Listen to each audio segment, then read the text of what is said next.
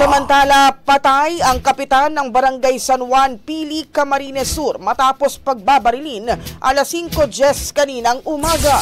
Sa ulat na nakadating kay Police Regional Office 5 Regional Director Brigadier General Andre Dizon, kinilala ang biktima na si Nerio Brazal. Sa inisyal na investigasyon ng Camarines Sur Police Provincial Office, dalawang sospek na nakasuot ng bonnet na sakay ng motor ang dumating sa meat shop ng biktima at ilang ulit na pinaputukan nito. Tinamaan si Brazal sa iba't ibang bahagi ng kanyang katawan dahilan ng kanyang agarang pagkamatay. Matapos ang insidente, agad tumakas sa mga sospek sakay ng kanilang motor patungo sa hindi pa matukoy na direksyon. Patuloy pang inaalam ng mga pulis ang motibo sa krimen. Nagpapatuloy din ang isinasagawang hot pursuit operation sa mga sospek.